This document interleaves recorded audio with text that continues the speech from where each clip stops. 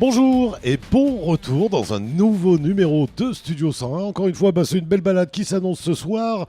Une belle balade à Mayotte, bien évidemment, mais pas que, puisque nous allons aussi nous balader dans la vie de notre invité. Et notre invité aujourd'hui n'est autre que Michel Ahmed. Il est directeur du comité du tourisme de Mayotte. Il est né le 22 mars 1982 à Sada. Michel, ai-je dit des bêtises ? Bonjour Dom, non, pas de bêtises, effectivement les informations sont bonnes. Directeur du comité du tourisme de Mayotte et né à Sada, effectivement. Michel, on se tutoie, on se vous voit ? On va se tutoyer. On va se tutoyer. On a l'habitude. Bien sûr. Michel Ahmed, donc né le 22 mars 1982 à Sada. Que faisait papa, que faisait maman dans la vie ? Ah, que faisait papa, que faisait maman ? Maman avait fait le choix de rester à la maison pour s'occuper de nous. Comme beaucoup de mamans à l'époque. Voilà, et papa était conseiller pédagogique, Ouais. donc il s'occupait des instits. Ouais. Et il a quelques années, on va dire longtemps, exercé dans la politique également. Donc dans le sud, il était connu, il avait exercé des mandats. Et voilà, j'ai grandi dans une famille de polygames. Ce qui fait un nombre de frères et sœurs impressionnant, mais c'est ce qui fait la beauté, l'identité de Mayotte en même temps. Tu es le premier qui me parle d'une situation de polygamie. Je suis obligé de poser une question immédiatement. C'est facile à vivre ? C'est pas facile à vivre, c'est pas facile à vivre du tout. Mais on essaie de trouver dans la situation des moments... Alors à Mayotte, c'était une situation logique. Je pense que tu avais d'autres amis, d'autres copains qui étaient dans la même situation. Mais par rapport au monde, c'est vrai que c'était assez étonnant quand même. Effectivement, notamment quand j'étais étudiant en métropole et qu'il fallait expliquer que j'ai plus de 10 sœurs et frères, les gens ne comprenaient pas. Après, il faut leur expliquer la polygamie. Mais en même temps, quelque part, c'est ce qui fait... et puis c'était comme ça. Voilà, c'était comme ça. Et... Voilà. Alors, comment se passent les premières années du petit Michel à Sada ? Je pense proche de la nature, comme tous les jeunes Mahorais. Oui, mais juste pour précision, je suis né en fait à Sada, mais j'ai grandi à Agnoundrou. Ah d'accord. Dans la commune de Bouéni. D'accord. Voilà. Alors donc là-bas, dans la commune de Bouéni, à Agnoundrou, comment se passe la jeunesse d'un enfant dans les années 85 ? Une jeunesse effectivement bon enfant, proche de la nature. On dit, proche de la nature. Donc dès qu'il pleuvait, à jouer dans la gadoue, à partir chercher des pêche, fruits. Un peu de mangue, un peu j'ai pas de pêche. Pas de pêche, pas pêcheur. J'étais pas à l'époque, j'étais pas très sportif peut-être. Sportif. Effectivement du foot. Et après beaucoup de tennis. Donc aujourd'hui encore, quand j'ai l'occasion, très rarement, mais quand j'ai l'occasion, on va taper des balles. Exactement, ça permet de se défouler, d'expulser. Michel, on démarre l'école à quel âge à l'époque ? Alors j'ai commencé l'école à 6 ans, parce que comme papa était dans le monde de l'éducation, donc à 6 ans, donc j'ai la chance de commencer à 6 ans, contrairement aux autres qui commençaient à 7 ans. Et après le cursus, comme tout le monde, alors l'école primaire, parce que à l'époque, il n'y avait pas d'école maternelle à Mayotte. Tout à fait. Donc l'école primaire, et à l'école primaire, j'étais bon élève, assez discret. Assez discret, contrairement au collège, où là, j'étais bon élève. Par contre, un peu extraverti. Un peu extraverti. Voilà, d'accord, on va dire. Matheux, littéraire, scientifique. Littéraire, parce que j'aimais beaucoup lire. J'ai d'ailleurs fait mon bac littéraire au lycée de Sada, avec une mention bien. Et après, j'ai continué à Métropole, comme la grande majorité des jeunes Mahorais, en lettres modernes. Et donc là tu nous as fait un peu le cursus, les petites écoles, on va jusqu'au bac donc à Sada. Exactement, jusqu'au bac à Sada, et ma matière préférée c'était la philosophie. J'ai adoré la philosophie. Qu'est-ce qu'on en manque actuellement de la philosophie, on en reparlera. Donc on passe son bac à Sada, on l'a avec mention, Ensuite, donc, comme je disais, la grande majorité des jeunes à Mayotte, après le bac, direction la métropole. Donc, la fameuse question ou obligation, on n'arrive pas, on a du mal à définir pourquoi, mais ce fameux départ. Voilà, exactement. Donc j'ai atterri pour la première fois entre aire métropolitaine à Nantes, exactement. Il y a pire. J'ai adoré cette ville. et m'a marqué, qui est qui est cosmopolite et qui surtout dans l'actualité d'aujourd'hui, qui est une ville de tolérance, mais dans les villes que j'ai fait à métropole, Nantes m'a énormément marqué comme ville. À cette période-là, tu avais déjà voyagé ou c'était ton premier voyage, ton premier départ? Alors on va dire que c'était mon premier grand voyage, parce que j'avais voyagé, mais c'était à La Réunion. Par contre, pour la métropole, c'était effectivement le premier grand voyage. Alors avec le climat, avec tout ce qu'on sait. Exactement, avec donc les premiers mois où on se cherche, les premiers mois où on essaie de se repérer, on essaie de s'acclimater. Donc, ce qui fait qu'une première année qui a été un peu difficile, mais on compensait par les rencontres, les nouvelles rencontres qu'on faisait. Et puis surtout... les découvertes. Et les découvertes.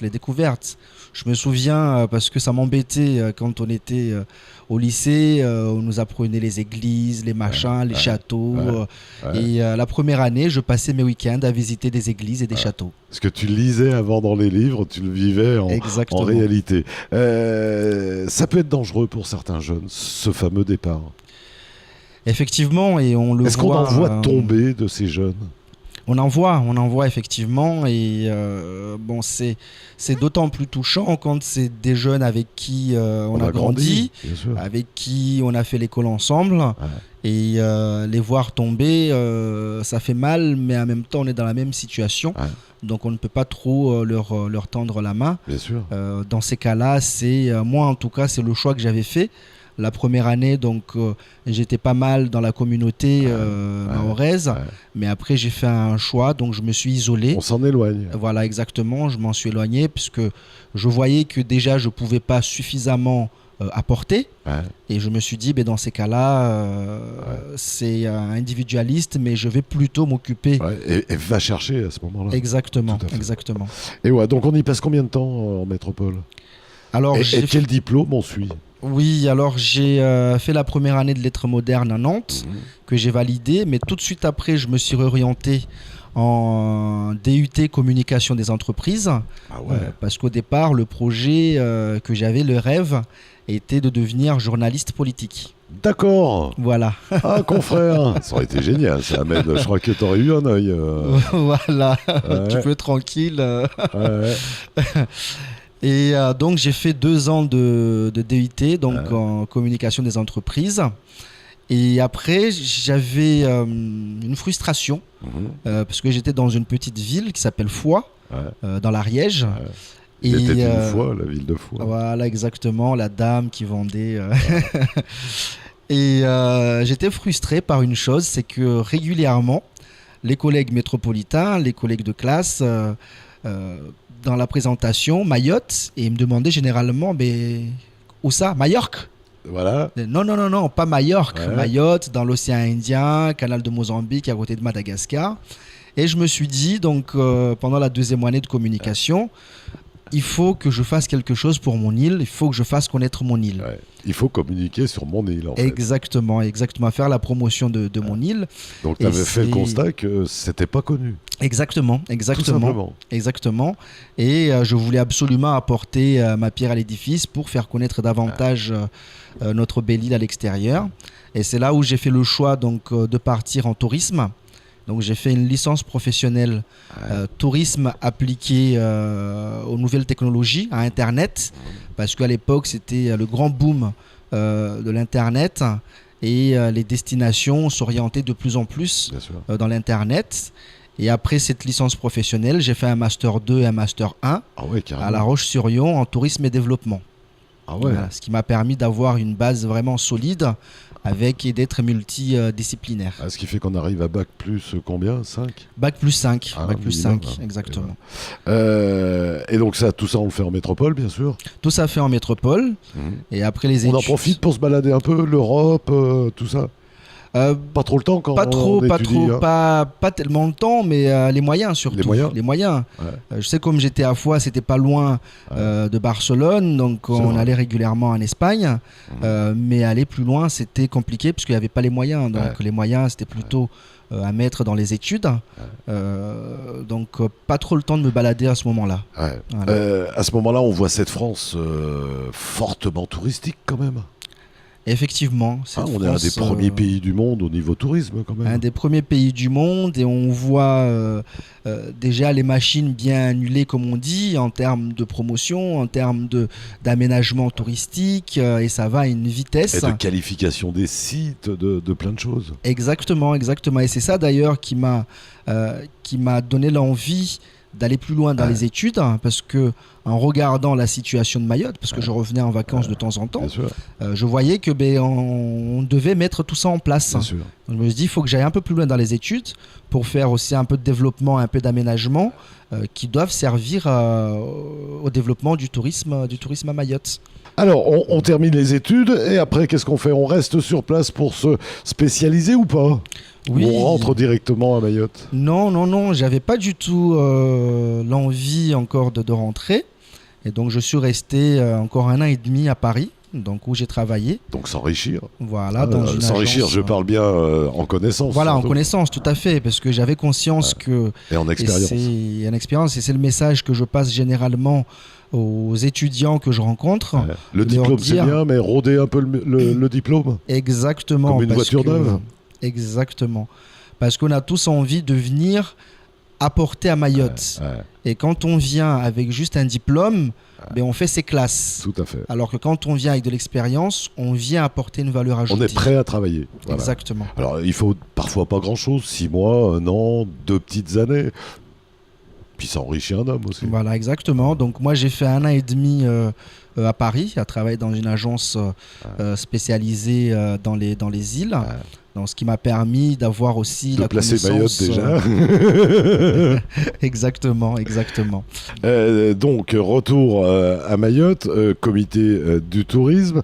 À l'époque, il n'y avait pas grand-chose au niveau tourisme à Mayotte, soyons bien honnêtes. En 2007, on avait,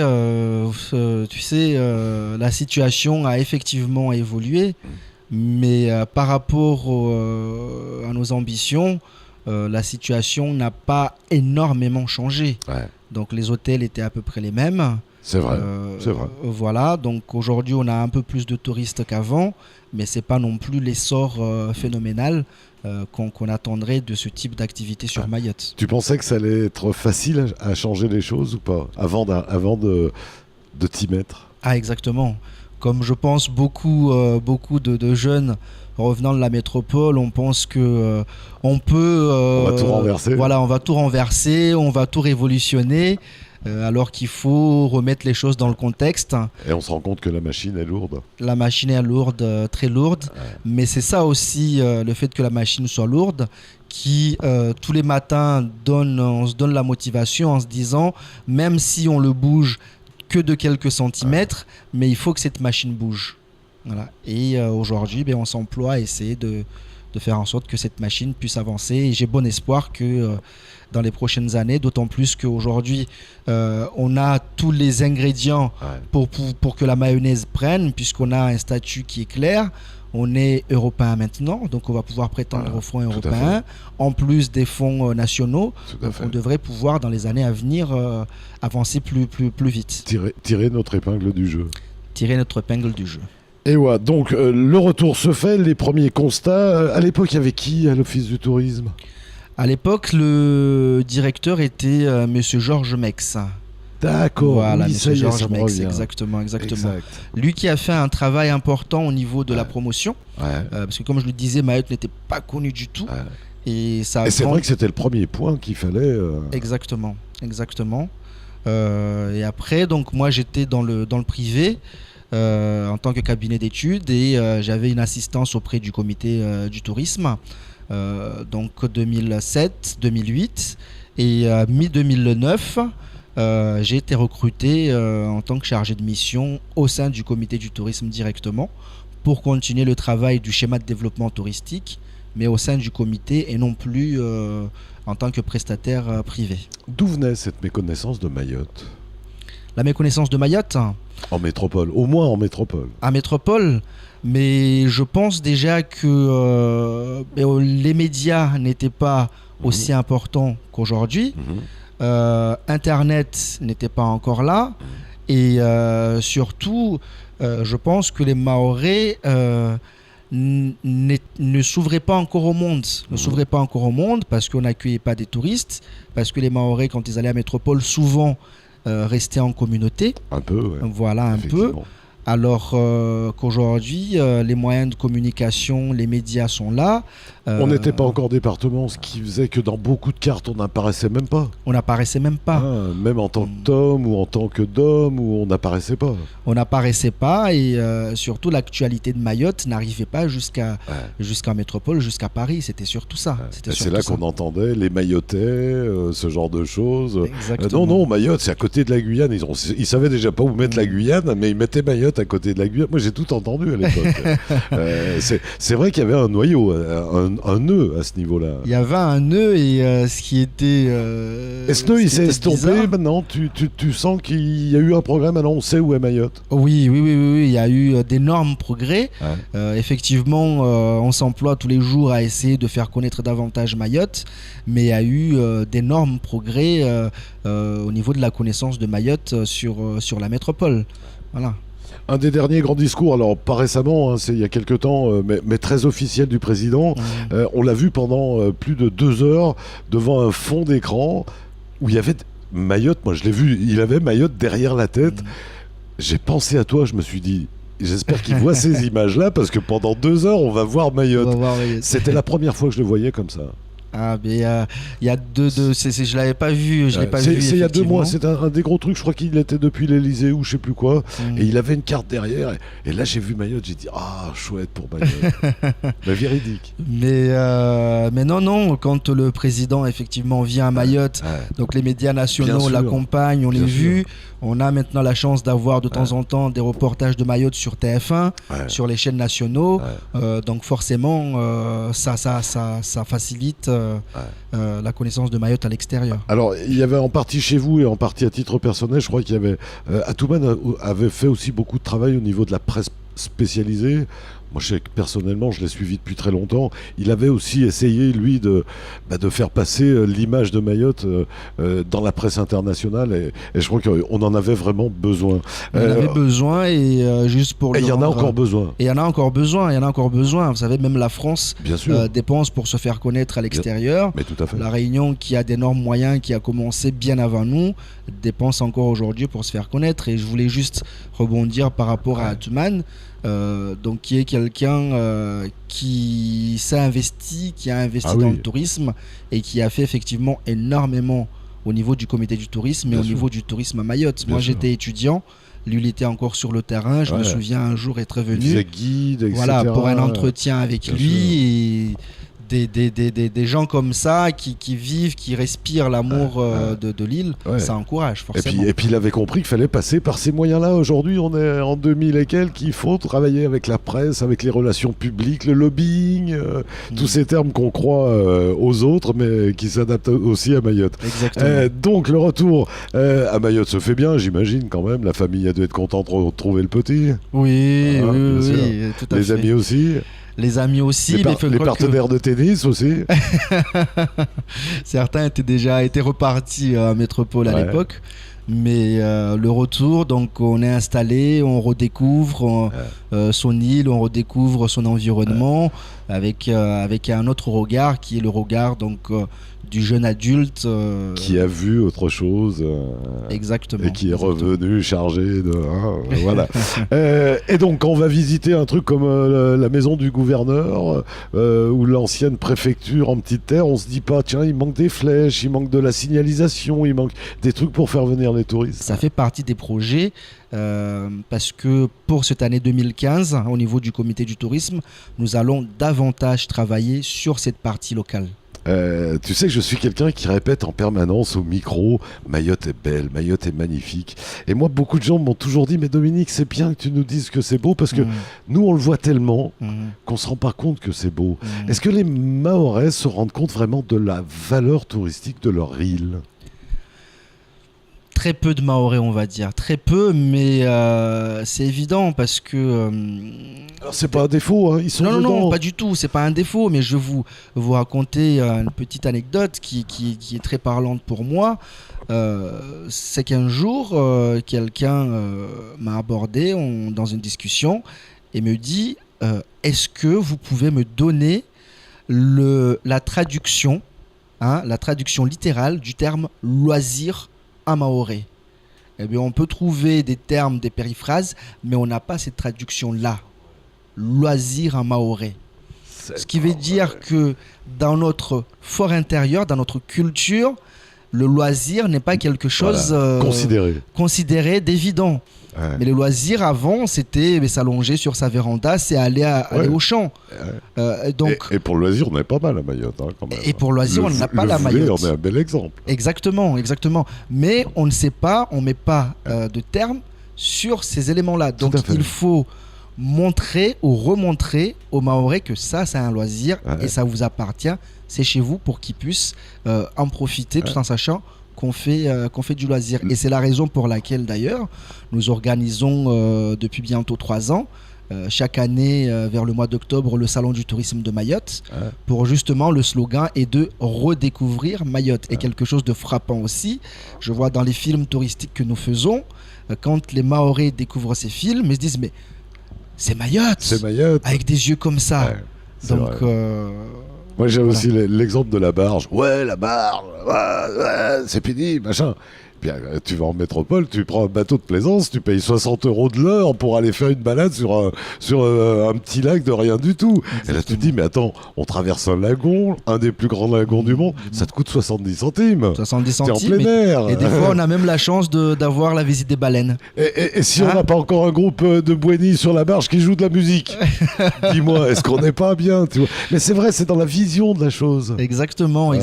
Mais c'est après un travail qui doit être fait au niveau de la sensibilisation, au niveau des jeunes, pour que les choses... Mais on constate de plus en plus que les Mahorais, parce que une chose aussi, c'est que les Mahorais, jusqu'à quelques années, ne voyageaient pas à l'extérieur. N'avaient pas de point de comparaison. Exactement. Et aujourd'hui, de plus en plus de Mahorais vont à l'extérieur. Et maintenant, peuvent comprendre. Voilà. Tout à fait. Allez, on va continuer à faire une belle balade mahoraise ce soir, c'est garanti, puisqu'on parle de tourisme, bien évidemment. Nous sommes avec Michel Ahmed, notre invité. On rappelle qu'il est directeur du comité du tourisme de Mayotte. On va continuer à découvrir sa vie et Mayotte, juste après un détour du côté de la pub.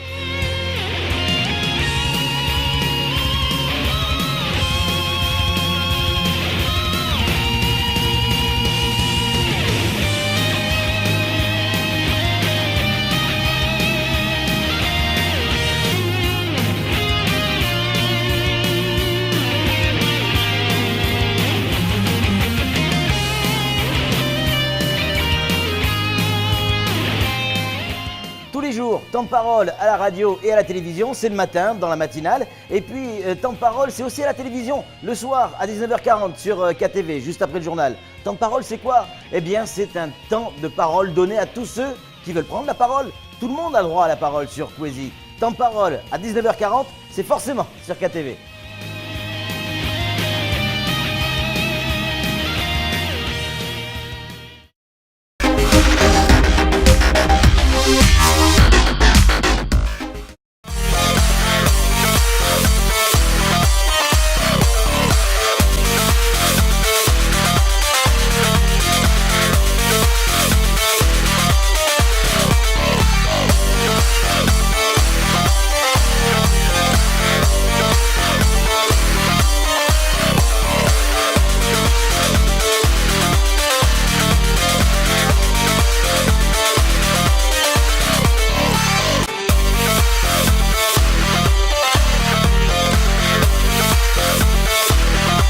Salut, c'est Dom, retrouvez-moi tous les jours sur KTV dans le 18-19. On passera ensemble une bonne heure dans la bonne humeur avec nos rubriqueurs et toutes nos images. Allez, on se retrouve très vite sur KTV.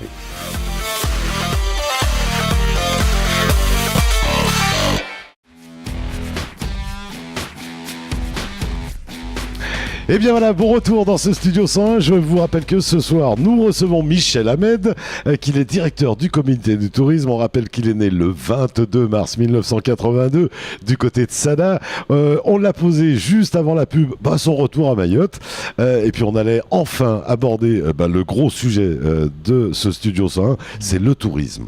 Allez, le tourisme à Mayotte. Michel, tu as les clés. Mais bon, je te donne le pouvoir avec les clés. Comment tu le verrais, ce tourisme? Comment je le verrais? On te donne vraiment les moyens, on te donne tout. Comment tu le verrais, toi, ce tourisme?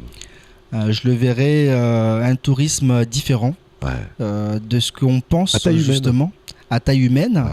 Et surtout un tourisme qui met vraiment en avant l'accent sur l'identité mahoraise. Parce que c'est là notre valeur ajoutée, ce que nous avons de spécifique, qui fait notre authenticité, qui fait notre humanité. Je vois ce que tu veux dire par là. On n'a pas de vieux cailloux, on n'a pas de vieux châteaux, on n'a pas ça. C'est ce que tu veux dire. Par contre, nous, notre richesse, elle est ailleurs, c'est la culture. C'est la culture, mais même parce qu'aujourd'hui, dans les tendances touristiques, les vieux cailloux, comme tu dis, les gens l'ont vu, mais même dans dans le vocabulaire touristique, aujourd'hui, les touristes disent « j'ai vécu Mayotte ». Ils ne disent pas « j'ai fait Mayotte ».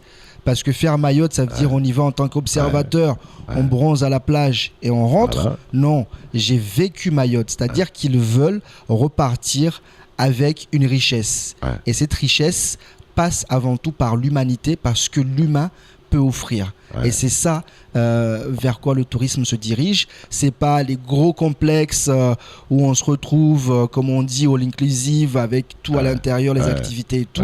Parqué autour de la piscine et aligné au bord de la mer. Non, les touristes ne cherchent plus ça aujourd'hui. C'est fini, ça. C'est fini. On cherche vraiment la richesse, la culture, l'identité, l'authenticité, ce qui fait qu'en rentrant, on peut se dire j'ai vu ça. Donc, là-bas, j'ai fait ça là-bas. Un touriste s'imprègne. Un touriste s'imprègne. Un tourisme veut vivre comme vit la personne qui l'accueille. Veut manger comme la personne qui l'accueille. Veut partager l'expérience, tout simplement. Est-ce que c'est un touriste riche qui va venir à Mayotte? C'est un touriste riche, forcément. Parce que nous sommes une destination chère aujourd'hui. Ça, on va y revenir. Voilà, et je pense que ça va continuer encore quelques années. Donc nous sommes une destination qui n'est pas donnée à tout le monde. Donc un sac à dos pour venir à Mayotte, il faut qu'il débourse. Et ce qui fait que c'est une destination pour les gens qui ont des moyens. Maintenant, à nous également de pouvoir faire les efforts nécessaires pour que ces gens-là puissent consommer, puissent dépenser leur argent sur Mayotte.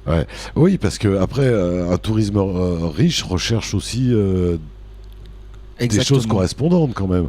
On n'a pas 5 étoiles, on n'a pas grand-chose à offrir à ces gens-là quand même.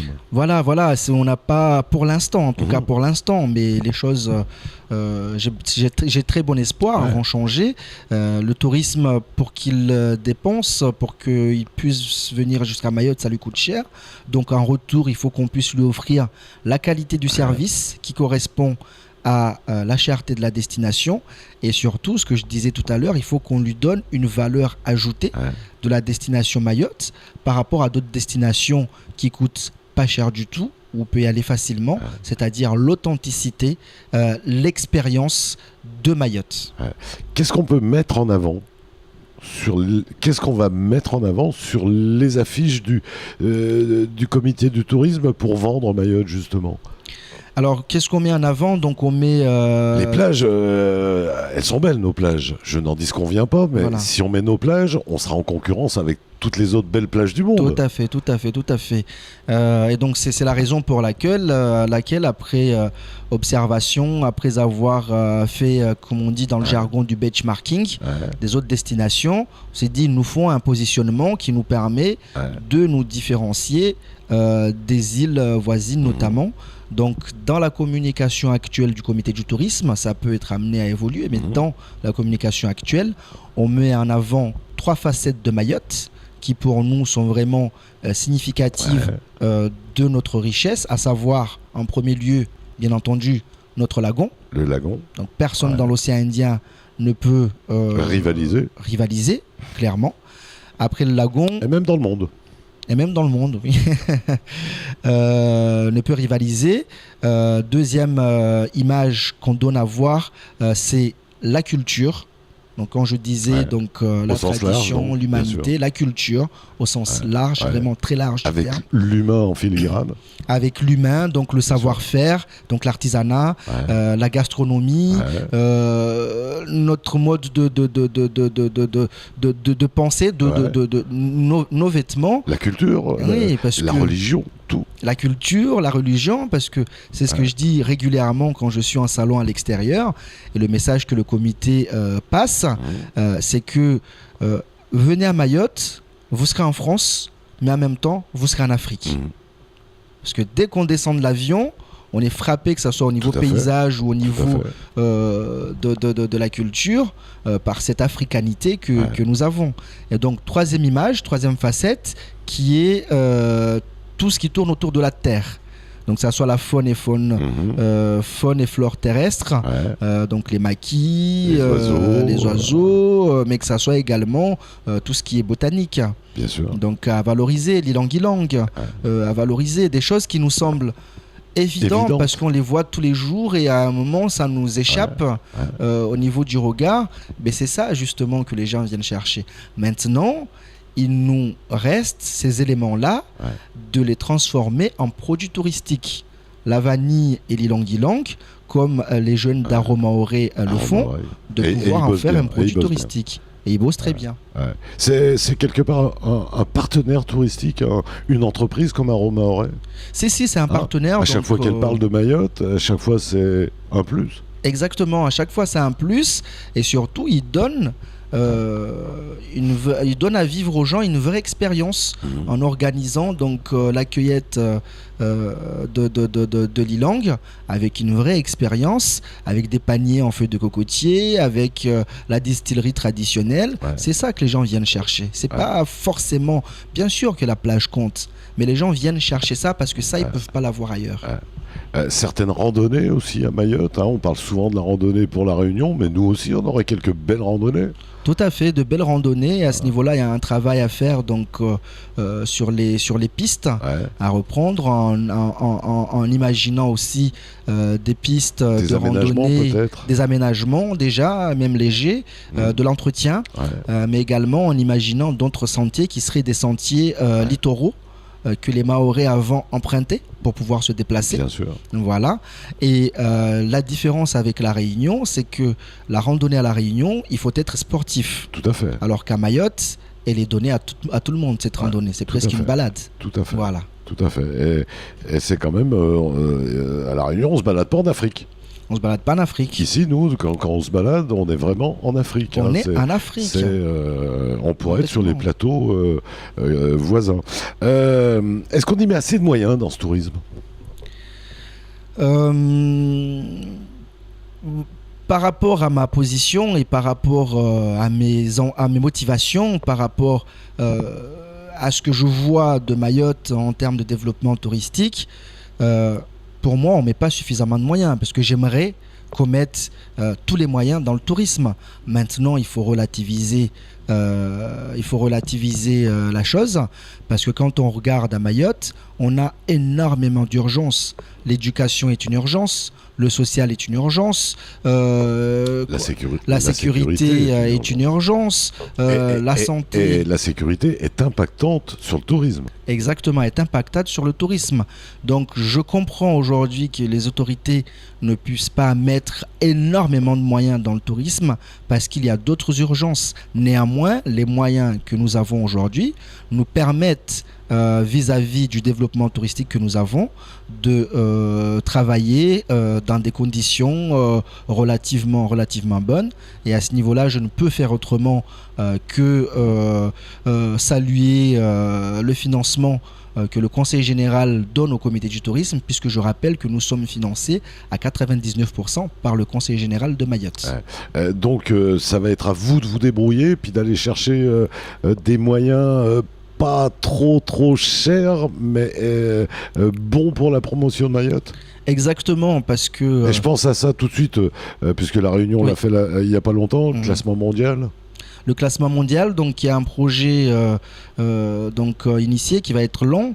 Mais c'est ce genre d'opération pas très coûteuse, mais par contre qui ont un gros impact international. Qui ont un gros impact, pas coûteux financièrement, mais coûteux quand même au niveau temps et énergie. Temps et énergie. Temps et énergie, effectivement, mais qui peut avoir un gros impact. Ouais.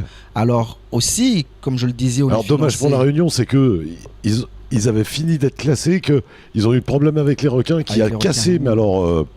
Râlez pâquerettes, l'effort qui venait d'être fait, c'est dommage. C'est dommage. Hein.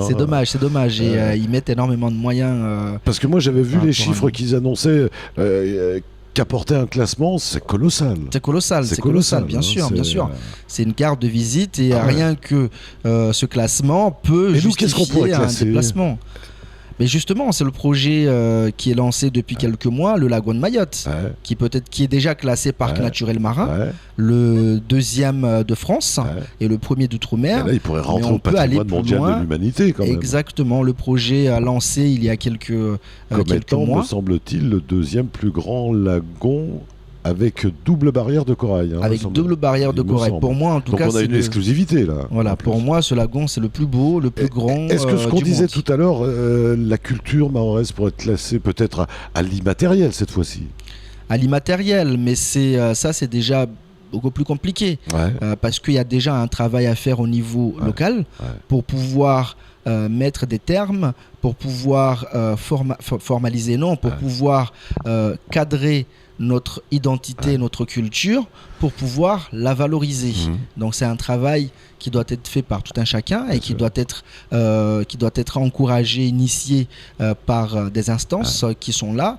Mais on constate aujourd'hui, notamment sur le plan touristique, que Mayotte est très riche en termes de culture, mais seulement on n'a pas encore réussi à valoriser, à donner une valeur ajoutée à cette culture-là en la partageant avec les autres. Est-ce qu'il ne faudrait pas qu'on oriente peut-être aussi un certain nombre de choses? Est-ce qu'on a fait assez de fouilles? Est-ce qu'on a des sites archéologiques à faire visiter? Est-ce qu'on a ce genre de choses? Est-ce qu'on les met suffisamment en valeur déjà? Est-ce que nous-mêmes à Mayotte, on les connaît, ces lieux? Non, on ne les connaît pas, ne sont pas suffisamment mis en valeur, mais c'est ce que je disais en tout début d'entretien, qu'il nous faut maintenant, en parallèle de la promotion... On doit tous être acteurs. On doit tous être acteurs et on doit être dans une logique de production touristique, de faire des produits touristiques, pas seulement connaître les fouilles pour pouvoir les proposer aux gens, mais avoir une logique également commerciale derrière pour que ces fouilles soient synonymes d'emploi pour les jeunes Mahorais, soient synonymes de retombées économiques et de retombées sociales pour la population de Mayotte. Donc c'est tout le chantier énorme qui nous reste à faire et je dirais qu'à ce niveau-là, le chantier est quasi vierge et donc nous avons l'opportunité de pouvoir nous poser les bonnes questions et de prendre les bonnes décisions, contrairement à d'autres destinations où tout a été déjà saccagé. Il faut observer les erreurs qui ont été faites ailleurs. Exactement. Et pas les faire ici. Exactement. Et après, sur le plan local, donc tout ce qui est développement touristique, tout ce qui est production touristique, comme je le dis, je disais tout à l'heure, on est financé à 99% par le Conseil général. Et aujourd'hui, imaginons avec les fonds européens, c'est-à-dire que nous allons avoir davantage de moyens pour pouvoir justement lancer ce type d'action. Et la Réunion, si elle s'est développée comme elle est aujourd'hui, notamment sur le plan touristique, c'est qu'ils ont bénéficié énormément des moyens européens. Nous aujourd'hui, nous en sommes là, à nous de faire le travail pour pouvoir tirer parti des fonds européens. Tu sais, Michel, que j'ai pas mal voyagé dans ma vie, on a l'impression, la France dont on parlait tout à l'heure, quasiment première mondiale au niveau touristique, on a l'impression que la France ne sait pas faire avec ses outre-mer. Oui, parce que on n'est pas en France dans une logique commerciale dure comme le sont les Chinois ou les Américains. Tu vois ce que je veux dire, la Martinique, la Guadeloupe, on n'en parle pas comme les Bahamas, comme Rio, comme... Parce que il y a dans ces destinations-là, les Bahamas ou Rio, ou on peut même dire Maurice, ce qui fait peur, et là où je trouve que c'est pas si mal que ça, parce qu'on a un tourisme à deux vitesses. Donc le tourisme qui profite à certains, et il suffit de voir Maurice, l'avers du décor, une population qui est complètement exclue. Ah oui. Et donc là, Et sous héroïne. Et sous héroïne, et des choses pas très belles à voir. Mais tout à fait. Mais derrière, il y a les hôtels de luxe, il y a des mises en scène, des choses. Et au niveau de la France, ces outre-mer, on a du mal parce que justement, on ne va pas vers ce type de logique. Et on est dans une logique globale où il faut que le social puisse également être de la partie. Mais c'est la raison pour laquelle, d'ailleurs, la France est la première destination au monde. Bien sûr. Par contre, elle n'est qu'en 3e place en termes de dépenses sur place. D'accord.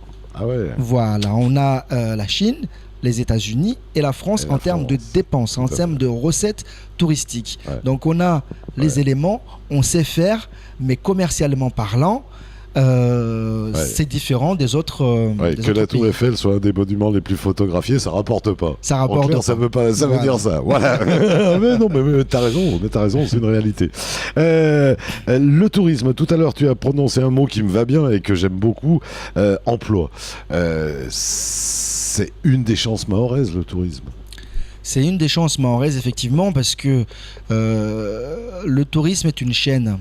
Le tourisme est un secteur, moi je dis, un secteur multisectoriel.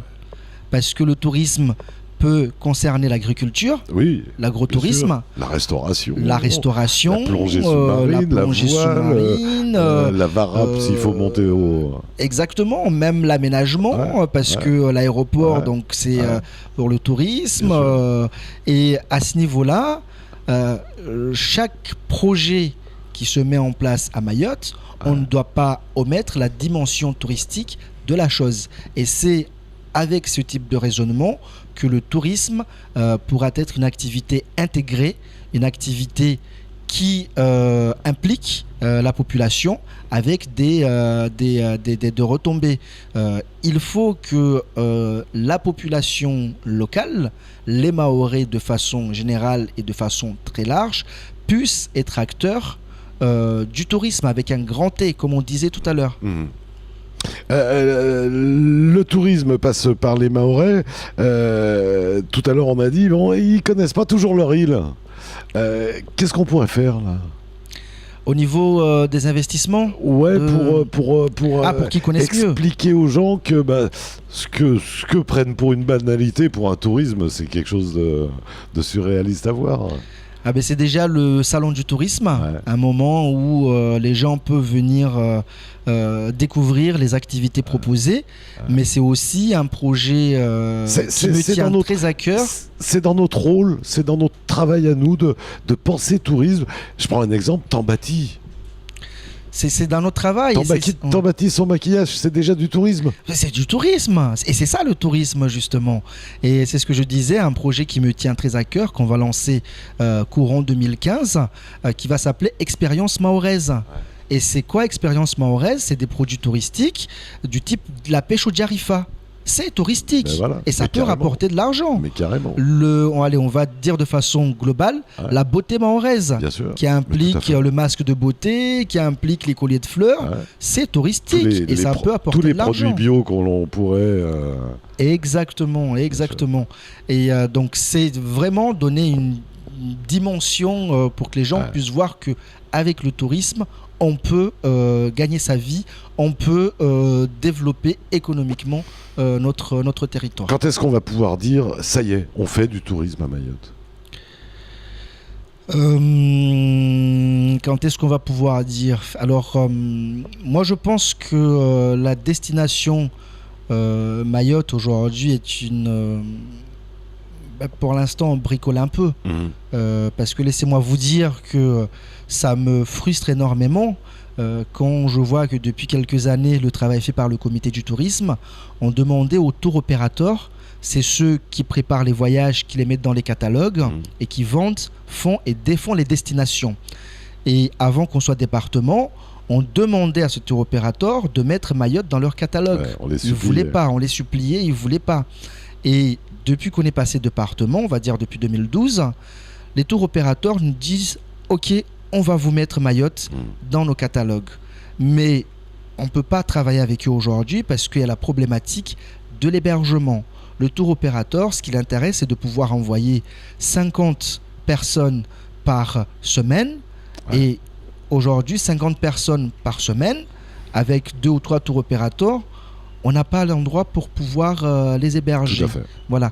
Donc je pense qu'on pourra dire on fait du tourisme à Mayotte à partir du moment où on aura résolu la question, la problématique de l'hébergement touristique qui tient à l'investissement dans les hôtels, mais qui tient également à l'investissement des petits porteurs de projets. Ouais. Qu'est-ce que j'appelle petits porteurs de projets? C'est les gîtes, les chambres La d'hôtes chambre d'eau très traditionnelle. à taille humaine Voilà. et qui correspondent aux produits Ouais. Mayotte. Maintenant, il nous faut des grands hôtels pour être des locomotives qui puissent derrière entraîner avec eux les gîtes et les chambres d'hôtes. Et voilà. À partir de ce moment-là, je pense que même la question du billet d'avion, on pourra peut-être commencer à trouver des solutions. Bien sûr. Parce qu'aujourd'hui, le problème est lequel? L'aérien, c'est du commercial, c'est du business. On ne va pas mettre un avion à moitié plein. Il faut que l'avion soit rempli. Tout à fait. Et aujourd'hui, ceux qui pratiquent les avions, c'est la population locale, j'entends les Mahorais Ouais, ou les c'est des voyages métropolitains professionnels. qui repartent, Voilà. des voyages professionnels ou en période de vacances. Mais si aujourd'hui, on arrive à dire, en plus de ce flux local, Ouais. nous proposons également Un flux supplémentaire. un autre flux, un flux supplémentaire, qui est le flux des touristes. Mais à partir de ce moment-là, on sera un marché qui sera intéressant et la concurrence se mettra en place. À quand une grande campagne dans les rues de Paris? Ah, Est-ce que ça vous aiderait? ça nous aiderait, mais pas pour les moments, Ouais. pour des raisons stratégiques. Pourquoi? Parce que je pense que Il faut être prêt. au jour d'aujourd'hui, ça serait se tirer Tant qu'à faire, il faut bien balle, faire. voilà, une balle dans le pied, puisque si on fait une grande campagne dans Paris, Il faut répondre. c'est-à-dire qu'il faut qu'on soit en capacité ici, aussi bien en termes de quantité que de qualité, à pouvoir répondre à la demande qui viendra. Et aujourd'hui, on n'est pas en capacité. C'est pour ça que je dis, pour l'instant, on fait du tourisme traditionnel, mais on pourra vraiment être dans une industrie touristique à Mayotte à partir du moment où on aura une capacité d'hébergement en quantité et en qualité qui nous permettent de pouvoir accueillir. Vous savez, il y a une semaine, j'étais au salon de la plongée. Ouais. Et la plongée, Mayotte est reconnue comme une c'est un spot. destination, C'est un spot. voilà, l'une des destinations plongées au monde. Mais le problème en salon, la plongée, c'est souvent des clubs qui font le voyage ensemble et c'est minimum 15 personnes, maximum 50 personnes. Voilà. Donc quand on a des groupes de 30 personnes qui viennent On nous les met voir, où? On les met où? on les met où? Voilà. On les met où? Un groupe de 50 personnes de club de plongée, imaginons derrière, Ouais, surtout qu'ils voudront rester ensemble. qui voudront rester Là, tu pourras ensemble. pas les mettre dans des Non, on peut pas. Là, on 3 peut à pas. gauche, Voilà. 5 en haut, tu pourras pas. Parce qu'ils ont l'habitude Mais toute tout à fait. l'année d'être dans un club, de Oui, plonger puis c'est des ensemble, de jouer passionnés, donc ensemble. ils ont besoin de parler ensemble Voilà. le soir de Et ce que de je la plongée disais, d'après-midi. imaginons ce groupe donc d'un club donc de 50 plongeurs qui vient à Mayotte, qui sont des vrais touristes. Imaginons derrière les retombées que ça peut avoir au niveau hébergement, au niveau restauration, Bien sûr. au niveau activité. Surtout que c'est des gens qui viennent avec femmes et enfants, Bien sûr. qui généralement ne plongent pas tout le temps et peuvent profiter des activités terrestres, des activités culturelles. Là, on fera du vrai tourisme. Ouais, ouais. Merci Michel d'être venu. Merci à mille toi. fois, en tout cas. Merci à Allez, toi. c'en est fini de ce Studio 101. Trop court, encore une fois. En tout cas, on se retrouve dans tout juste une semaine avec encore une fois un autre invité. Et puis, comme on vous le dit à chaque fois, une autre balade mahoraise, c'est garanti. Allez, on vous embrasse. Salut. Salut.